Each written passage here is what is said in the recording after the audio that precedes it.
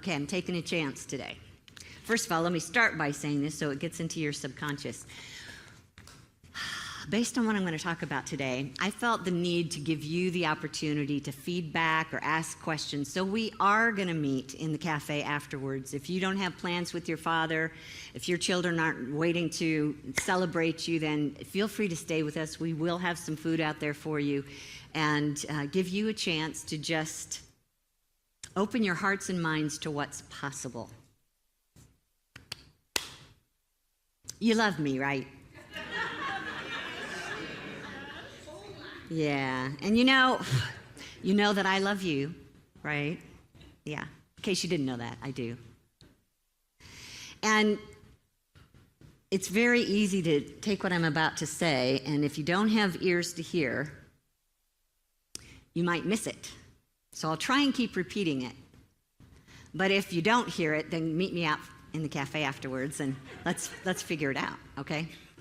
So I just wanted to address the energy of our nation right now. And there's lots of news going on this past week, perhaps especially yesterday. Did anybody know that there was a protest going on? Yeah. I'm sorry, I'm going to fix this once and for all. Somebody from our congregation was driving down Randall Road, I think that's Batavia and St. Charles area, which is right over in my neighborhood. And all the parking lots of all the stores were chocked full of people, signs waving and everything. And he showed the video on Facebook, and I went, wow, look at all those people. That's just like right next door. And then I was, discovering that they were kind of all over the place. I'm always the last to know because I tend to focus on other things. But yeah, I got some information. I stayed open and receptive to what was happening. And what I was feeling was that this was brought about because emotions were running high and that there were activities going on that a lot of people didn't appreciate, that's putting it mildly, and that they wanted to take advantage of the laws of free speech. I am all for laws of free speech. Did you hear that? What did you just hear me say? I am all for the laws of free speech. Now, I meant Kitty, so you don't have to say that for yourself, but I want you to hear. I am all for that, those laws of free speech. And as a spiritual leader, I'm also here to talk about other laws that intertwine with the laws of free speech. And my intention today with this message is to help anyone who wants to use the laws of free speech to do it for your benefit. Do you hear that? To use your laws of free speech for your benefit. So I'm certain that, I might go into some kind of spasm with something going on up here. So if we have a way to just cancel those, now might be the time. I won't really spasm, but it's a little annoying. So, well, free speech. Yeah. If I were a father, I'd say, you go to your room. I know. So we've been talking about the abundant flow, right? And when you listen to folks who have been out with the signs, you might feel like the abundant flow is missing. And actually, it's never missing, as I've said. It's always right here. But it depends on, here it comes, your abundant flow depends on whether you're accessing it or not. And that is determined by whether you are inhibiting, prohibiting the good of the divine law, misusing it perhaps, or not. Do you understand that? So abundant flow, everywhere present, only available if we are in alignment with how the divine law is meant to be working. And that we experience it according to our being. According to our being. You know what? When you haven't seen somebody, well, heck, even if you just saw them yesterday and you come in the door and they see you, they'll greet you with the standard greeting. Hey, how are you? Right? Don't we say that a lot to each other? Hey, how are you? And what's our standard reply? Fine. So you know that one. Yeah. And I got to ask you at that moment, are you really? Or do we just say the words? Because technically, you can say the word fine, but if you're not feeling fine, it doesn't matter what you're saying with your words. How are you feeling? If you just checked in with yourself right now, hey, how are you? Check in. Great. If there's any kind of a lower energy there, then it's just a reminder that there's something there that's intertwined with what you're creating in your life, and you might want to look into that. This is where physics gets involved. So even science will say everything is energy. So see if you can stretch your mind way out into the universe. And there's stars and planets and a whole lot of space, right? But what if we could imagine that every bit of that field, that infinite field, is energy? We just can't see most of it. So science would say that it's moving as a wave. And that wave has infinite potential. So that carried within the energy is the possibility of it being just about anything. Isn't that cool? Just about anything. Now the question is, how do you want to turn that wave into something tangible in your life? Well, you're doing it all the time. Just like we're taking the wave, we're also taking the divine substance. We've been talking about that as kind of the essence of our abundant flow. And so as soon as we look at something, anything, and say, that's what it is, that's what it becomes. The wave collapses into a particle that we can now see and experience. Have you heard that? Yes, okay, good to know. So I'm not just making this up here. At some point, there's this feeling, this desire to have harmony and peace in our life. However, if we bumped up against something that feels uncomfortable, it's very difficult to find that harmony. What if we're bumping up against something that's different from us? The next emotion might come up, uncertainty or even judgment about what's happening. So at that moment, when you're feeling that energy, you are taking that wave and you're turning it into a particle. That's what it is. And when we feel threatened in any way, we surround ourselves. We kind of circle up the wagons and we bring our peeps around us, you know, people of like mind and people of like skin color and people of like religion and people of like what political party you're part of. Circle up the wagons to defend and protect your own, right? And what we're seeking is harmony, and yet we've already called it something to protect ourselves from. Do you hear the difference? Yeah. So let me give you a really clear, simple example this week. So many people writing on Facebook about what was going on. And one person said, you know, I don't usually do this, but I just wanted to share that I think now is the time for us to make an effort towards truth and decency and compassion. And I thought, wow, those are spiritual principles. Have I ever heard of them? Truth and decency and compassion. Who wouldn't want that? I was excited about that. And as I continued to read, they finished up their post by saying, I want you to join the fight because this is a fight and it's time to fight. And then the responses came in. And by the time you got to the bottom of the responses, I was witnessing a fight. Do you see how you can declare? That's what it is. And within moments, we have created it before our very eyes. Even though that was the last thing that this person intended, wanting harmony and decency and truth and compassion, but named it a fight. Okay, do you see where I'm going with this? Yeah, what we want and what we're creating can be completely different things. And that strong feeling is what really determines it.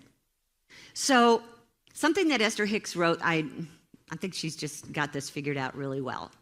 She said, whenever you think about anything, its vibrational content becomes an active part of your vibrational essence. And the subject of your attention begins to move toward you.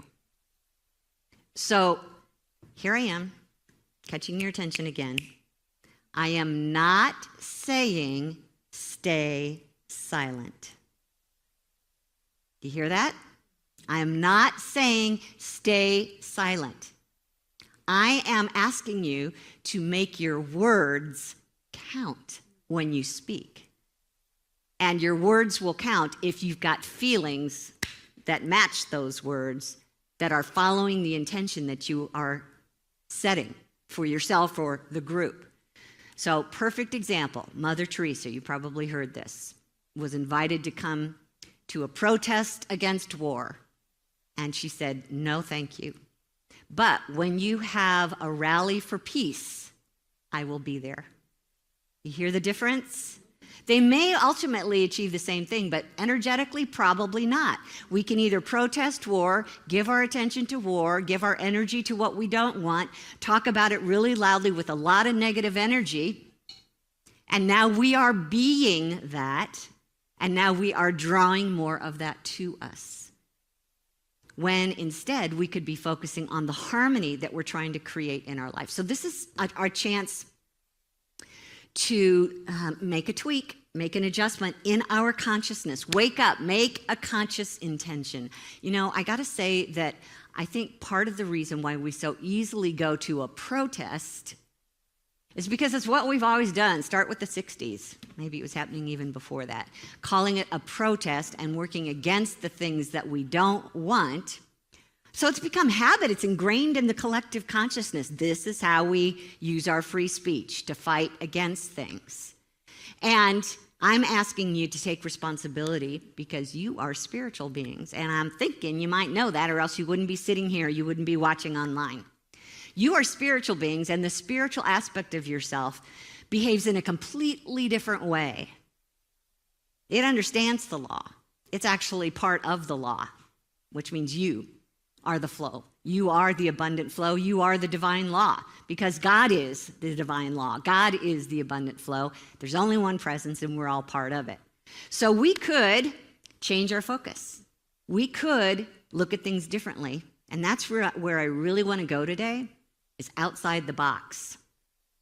So what this requires is taking responsibility. Yes, it's easy to do what everyone else is doing, and yes, it's easy to do what you've always done in the past, and yes, it's easy to follow the collective consciousness, and how is that working for you? How is that working for our country or the world? You know, I am not for or against a government. I'm actually for no government. And if we stopped government right now, we'd have a major mess on our hands. But just know, I'm trying to think outside the box to the day when we are so evolved, we don't have to have government. We don't have to have laws. Wouldn't that be nice?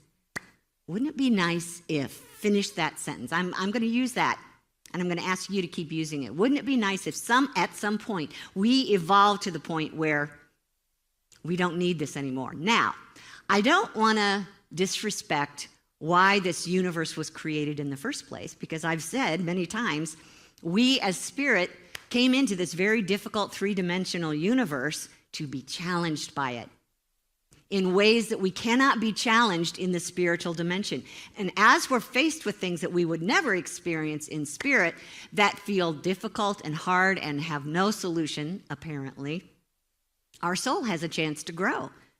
But only if we let our soul try new things, only if we give way to the spiritual consciousness that's present here and let it have a say. Let it have free speech. Let its divine energy guide us into new ideas and new possibilities. What if you are the abundant flow and you are here to fully express without limits? Wouldn't that be fun? Where do we have to go to get that? Just start with yourself. Go nowhere. Just sit down, get quiet, tap into your higher self, and start asking questions. If we are faced with some kind of negative energy in our being, just start asking questions. What would feel good to me right now? What thought feels better? And we just keep asking those questions and keep drawing in those divine ideas. If we are going to go through seasons of conflict, like we appear to be going through right now, we are actually strengthening or thickening that veil. Even though the veil has a purpose, what we want to do is thin the veil. Do you know what I mean by that? We want to make it easier and easier and easier for us to go, oh, that was Spirit. I'm going to listen to that. What does Spirit have to say about this? Versus getting so buried under this really thick armor, really. It's becoming armor that we can't see, we can't feel, we can't hear. Those do not have ears to hear, as Jesus would say. They do not have ears to hear. So that means no forward movement. That means no spiritual evolution. And there's a couple things that happen here when we're going through seasons of conflict. One of those beliefs that I think is very easy to tap into from the ego's perspective is a belief that we're separate from God. That's natural for our ego to believe. I'm separate from God. So that's what strengthens the veil, and that's what keeps us from hearing the divine. It also means when we're in this season of general conflict, there is a belief that we're separate from each other. And it's that belief that says,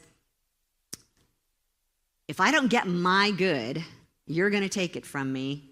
That's not good. So how can I make sure I get my good? That just promotes shortage. So when we believe we're separate from each other, we're promoting shortage. We're promoting selfishness and mistrust, harshness between each other. And once again, keeping ourselves from evolving and growing like we were here to do in the first place. So what we want is the ability to access our intuition. We want to be able to access the highest ideas possible in any given situation, whether it's personal or it's for the greater good. To be able to get to the point where when we start to feel a power, a quote, power pushing against us or trying to take something from us, we can remember what we said here this morning. There's only one. One power, one field of energy, one consciousness, one mind. It's good, it's God, it wants our good for us. Then, when we're in that state of being, we can create from joy, from possibility and potential.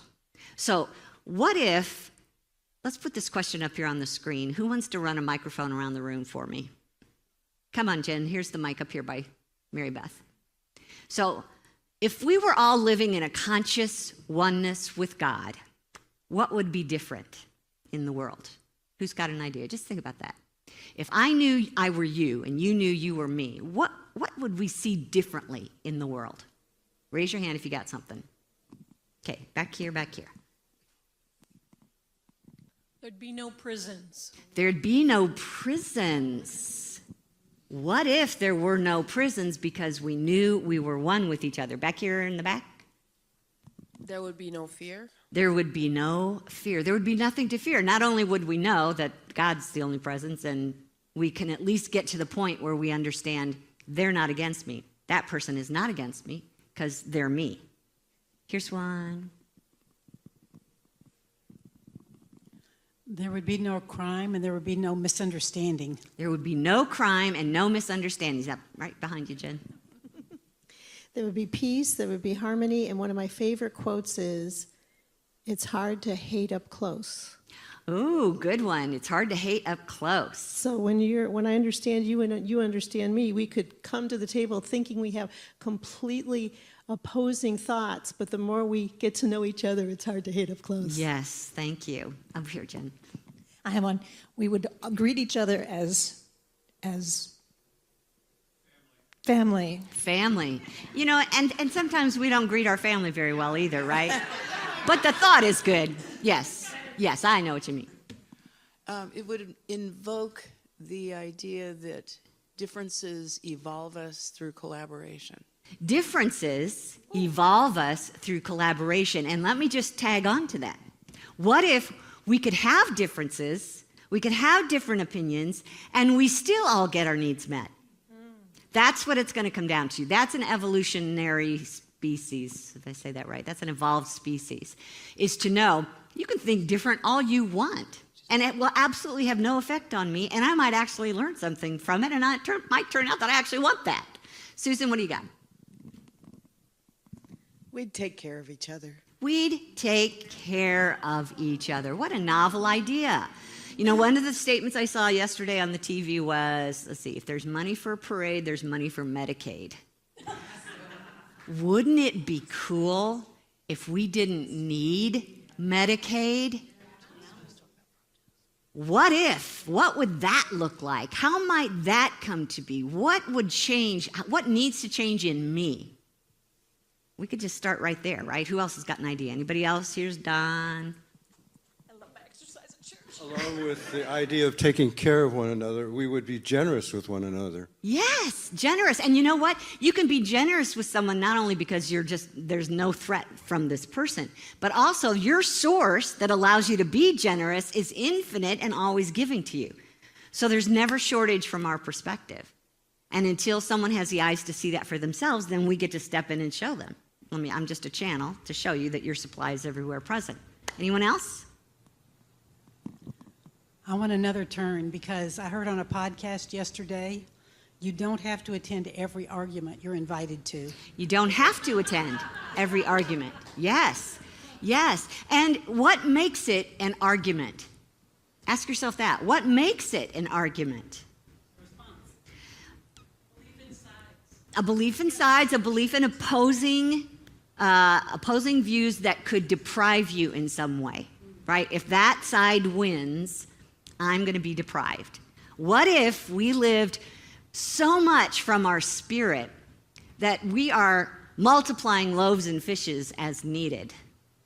You know, there's that story of Jesus in the New Testament, that there's 5,000 people and there's only a couple loaves and fish to be had in the whole crowd, and they're starving and it's too far for them to walk home, and let's make sure that they get fed. And the disciples are looking at that going, what are we going to do? What are we going to do? What are we going to do? And the peaceful Jesus, who is living from spiritual consciousness, knows there's infinite substance. There's a consciousness that focuses on it and creates it.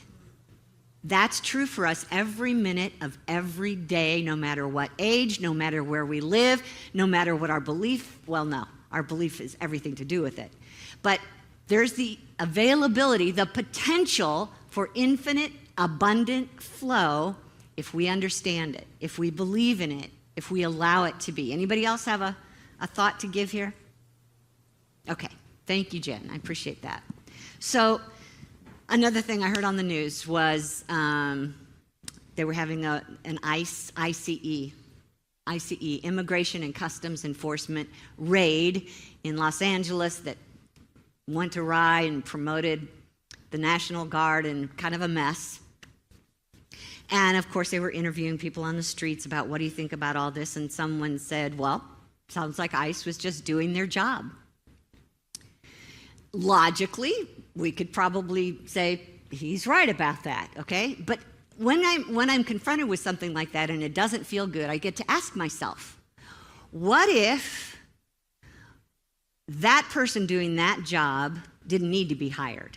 What if the law that created that job didn't need to be put in place?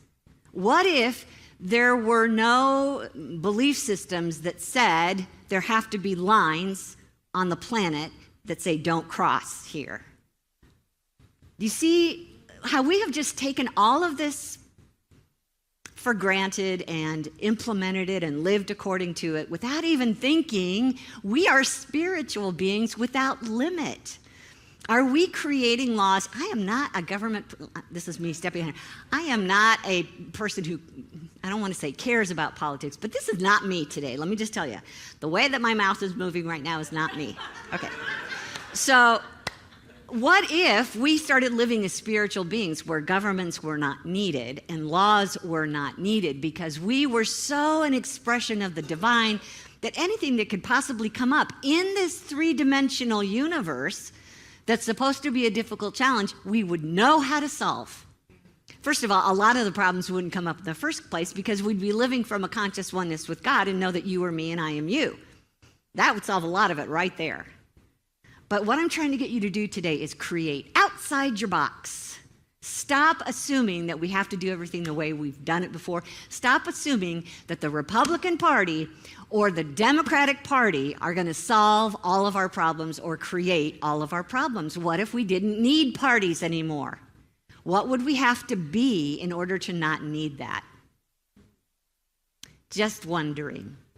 Okay? So, you get to decide for yourself. Wouldn't it be nice if, keep asking your questions, and see what comes up. Now, my hunch is, as much as we protest and or rally for, we're probably not going to get to that level of consciousness through that mechanism, right? So my hunch is that it's going to take people awakening to their divine nature, little by little, so that at some point you get to ask yourself, what is mine to do in this situation? What is mine, just me, myself, and I. In this situation that I'm looking at, and my first inclination is to say, no, that's bad. What could I become instead? What would I like to see? Who do I need to be in order for this to express itself differently in my world? Now, let's go back to this idea of you are a spiritual being.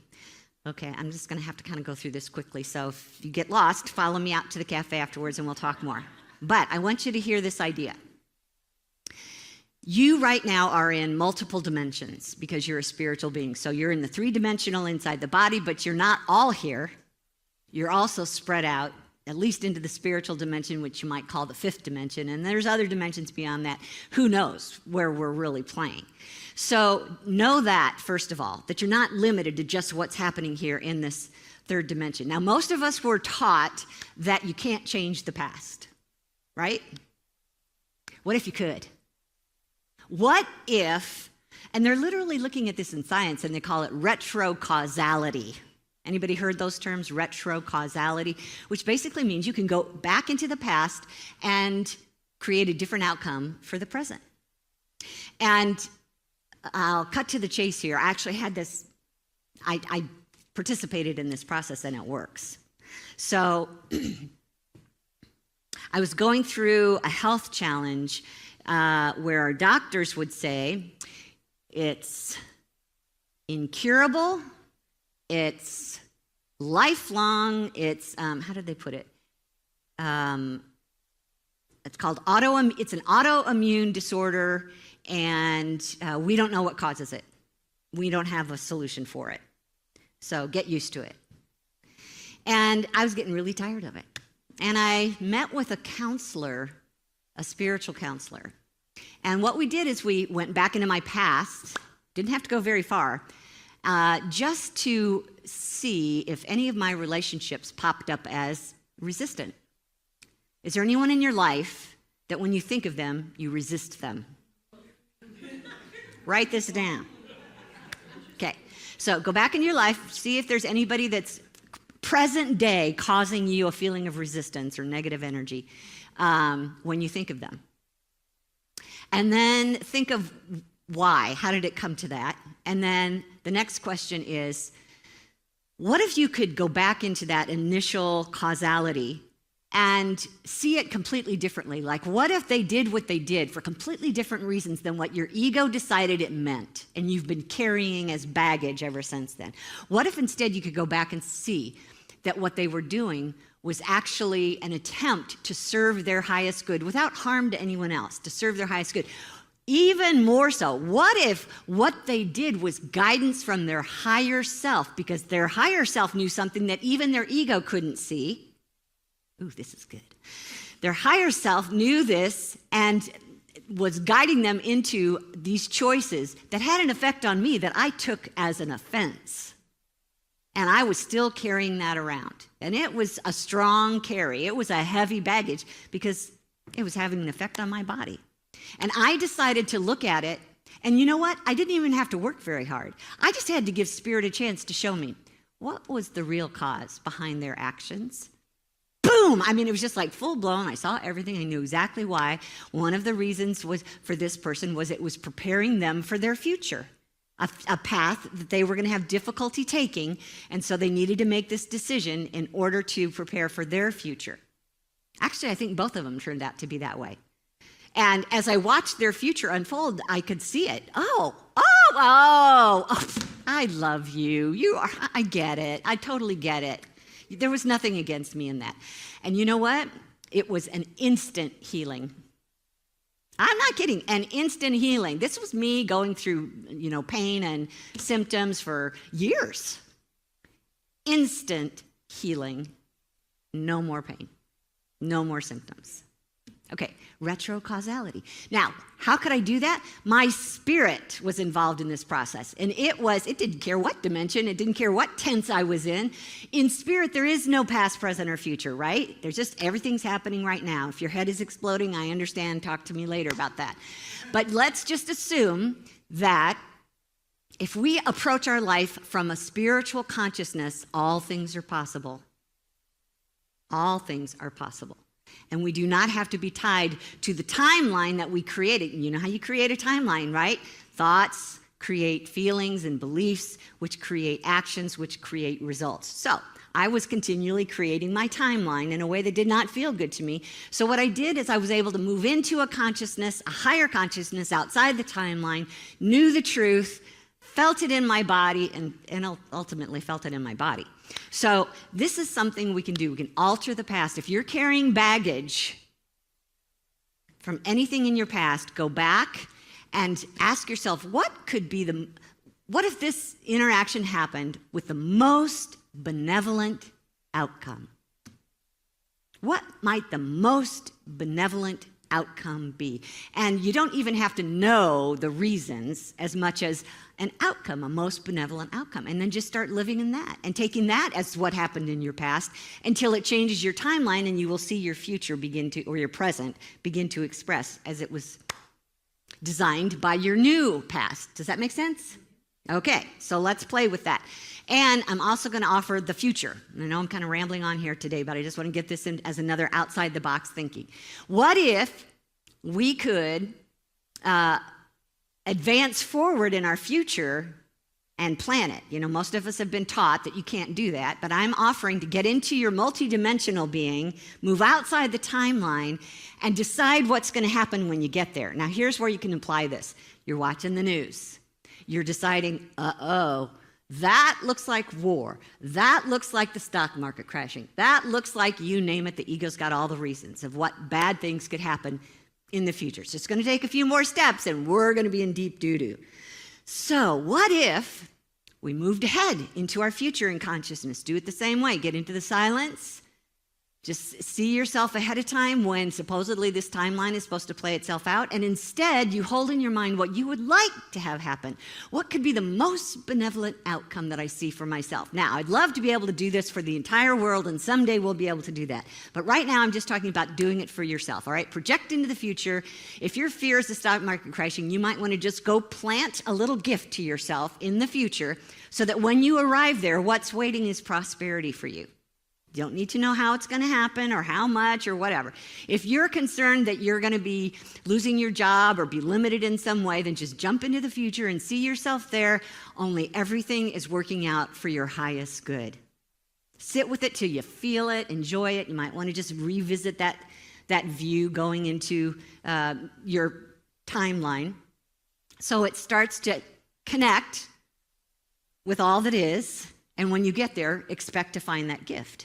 That you can live outside of what's predictable because you are in a field of infinite potential now. You're working from your spiritual consciousness, and you can decide for yourself where this is going to go for you.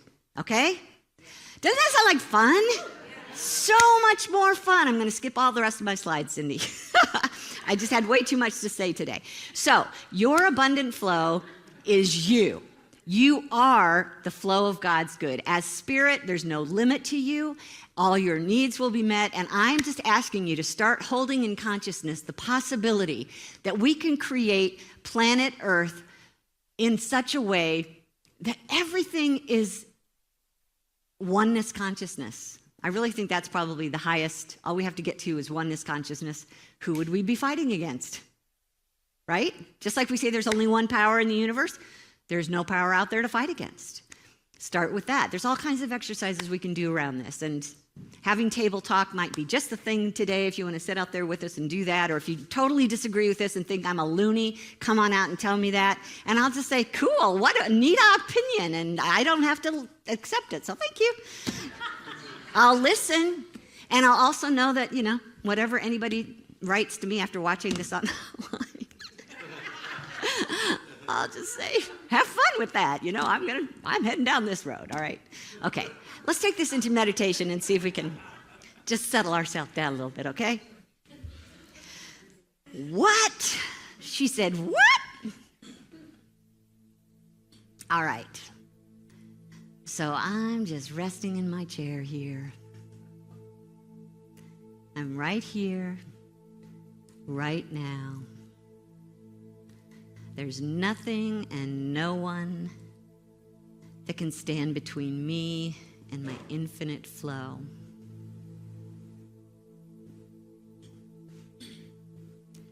That is what I choose today.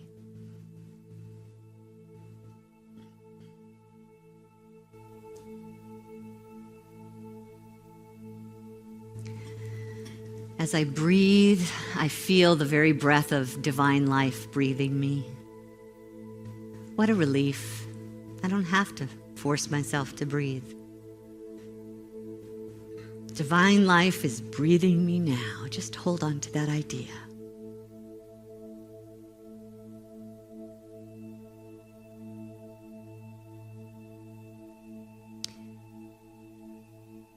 And as I feel that breath filling my body, I turn that into light. And now my entire being is filled with light.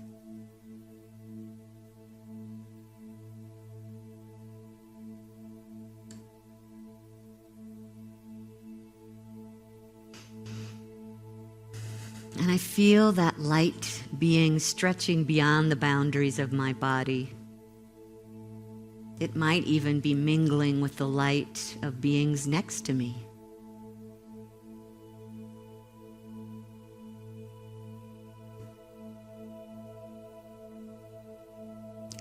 And yet there is only one light here.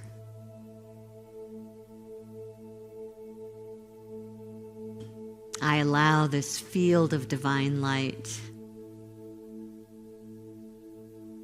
to flow easily and gently from my heart out beyond the barriers of this building,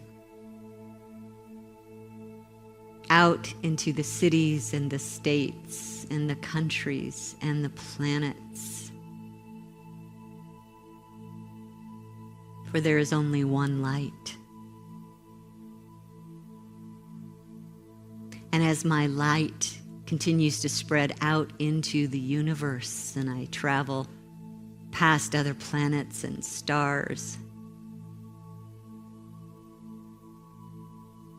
I sense that their light is still my light.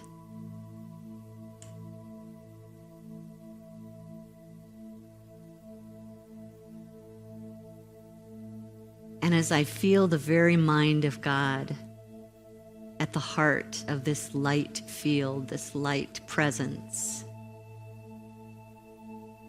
I allow my thoughts to rise into a higher point of view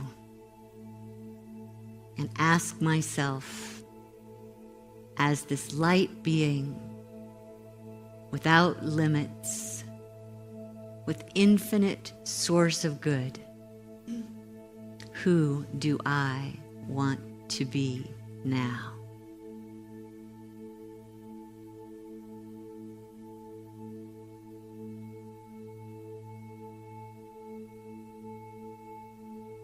Since I can be whatever my heart desires,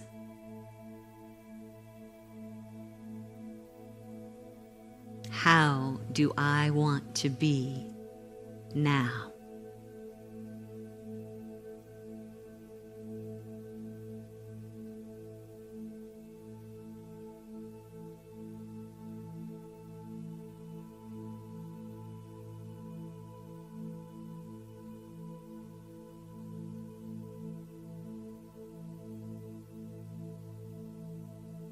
And if I can, be anything my heart desires.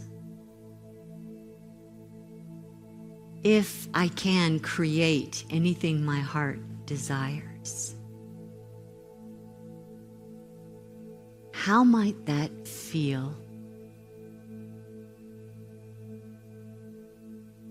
Knowing that nothing can stand in the way of one presence, one light presence. There is nothing to defeat it. There is nothing against it. There is only the abundant flow. How does that feel?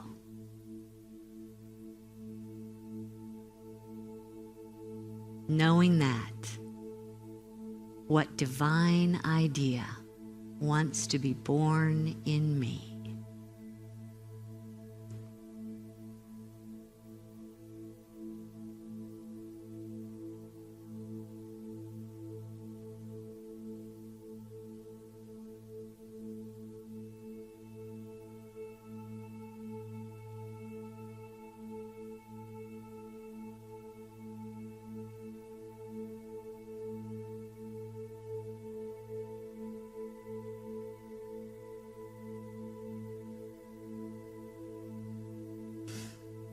Loving presence, everywhere present. I'm so grateful to have this joyful opportunity to create.